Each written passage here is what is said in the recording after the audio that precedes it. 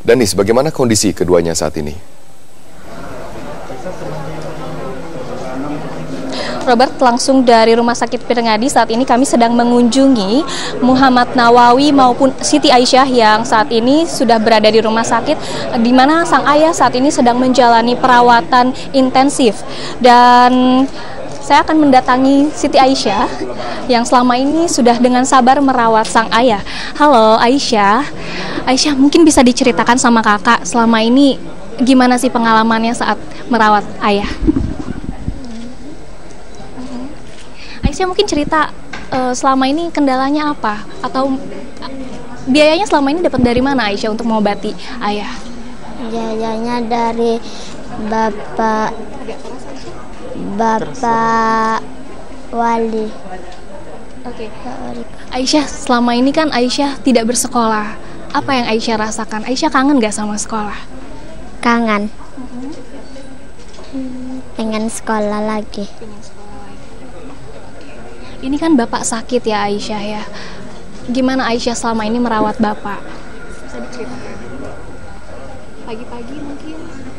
Pak, kalau pagi di Masjid Raya, kalau malam kami tidurnya di halte.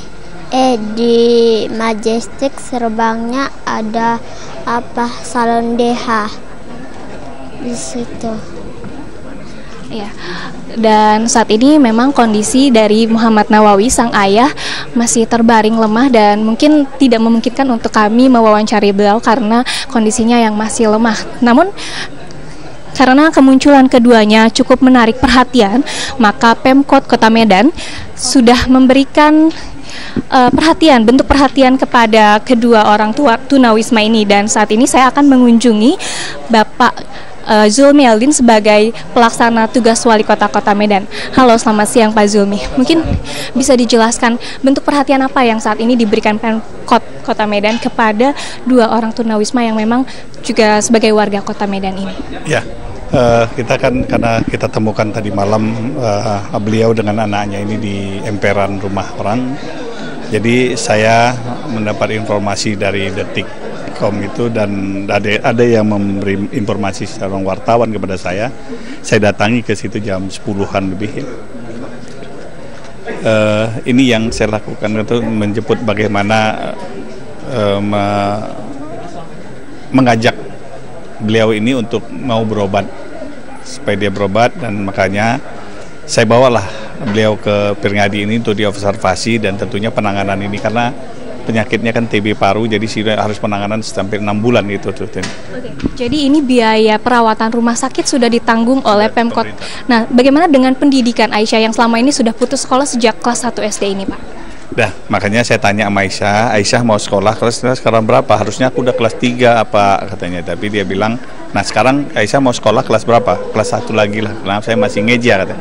Jadi sekarang sudah saya daftarkan di SD Jalan Purwo dekat rumah sakit ini. Kenapa saya dekat di sini? Karena Aisyah tidak mau pisah dari bapaknya.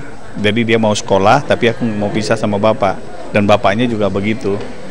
Mungkin Pak, pertanyaan terakhir ini kan jika biaya pengobatan maupun biaya pendidikan Aisyah sudah ditanggung Pemkot.